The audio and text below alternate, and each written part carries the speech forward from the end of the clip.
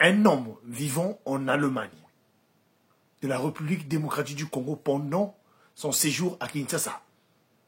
Alors, ses frères, ses grands du quartier, lui jettent un mauvais sort à cause de la jalousie. Et quand il revient, il devient paralysé et finit par comprendre un mois plus tard qu'il a été jeté un mauvais sort quand il était ça par ces grands du quartier. Histoire très triste et mystique.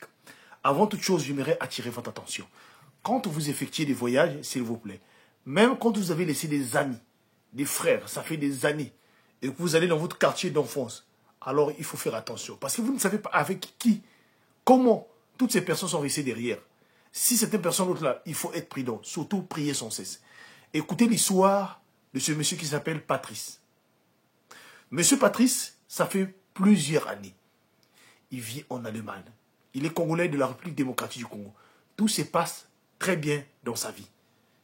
Voilà, il y a quelques années de cela, c'est en 2022 que M. Patrice quitte l'Allemagne pour la République démocratique du Congo afin d'aller tâter le terrain, voir ce qu'il faut faire pour investir et aussi bâtir aussi alors une maison là-bas.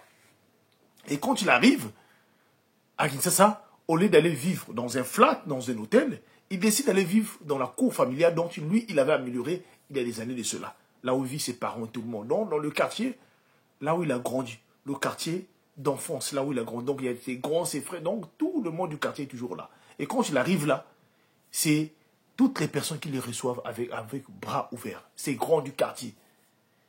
Et voilà, Patrice va passer des beaux moments. Sauf que dans le quartier, les grands, quand ils sortaient le matin, ces grands du quartier lui demandaient des choses. Parfois, ils partageaient. Après avoir passé 3 semaines à Kin, il décide donc de rentrer chez lui en Allemagne. Dès qu'il est arrivé dans l'aéroport en Allemagne, alors voilà comment ces derniers ne se sentaient plus bien. Son corps n'allait plus bien.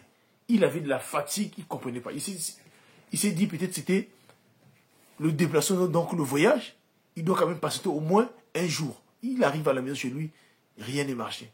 Le lendemain, il va à l'hôpital, les médecins ne pouvaient pas voir. Voilà comment ces membres inférieurs qui commencent à trembler jusqu'à ce que M. Patrice n'arrive plus à se lever. Ses parents qui sont en Europe, ils étaient informés. Comment, à peine qu'il revient de l'Afrique, et c'est là où les gens ont commencé à se poser des questions, certainement, Patrice ont agité un mauvais sort en Afrique. Et ces derniers finissent par accepter, finissent par comprendre, et après avoir passé plusieurs mois à l'hôpital, qu'est-ce qui se passe? Il va maintenant chercher des solutions dans le côté spirituel. Et c'est là où il va y consulter en Allemagne un prêtre catholique qui va finir par lui dire toute la vérité de ce qui lui est arrivé. Le prêtre finit par lui dire que cette maladie qu'il est en train de souffrir là, c'est dans son quartier d'enfance, à Kinshasa, qu'on lui avait jeté un mauvais sort à cause de la jalousie de ses grands frères du quartier qui sont là. Et ces grands frères-là disaient, et ils sont là des années, ils ne bougent pas.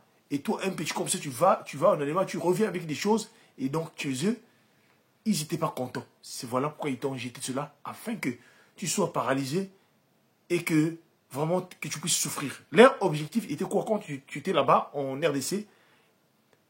Ce mauvais sort-là, ça allait normalement te toucher depuis RDC.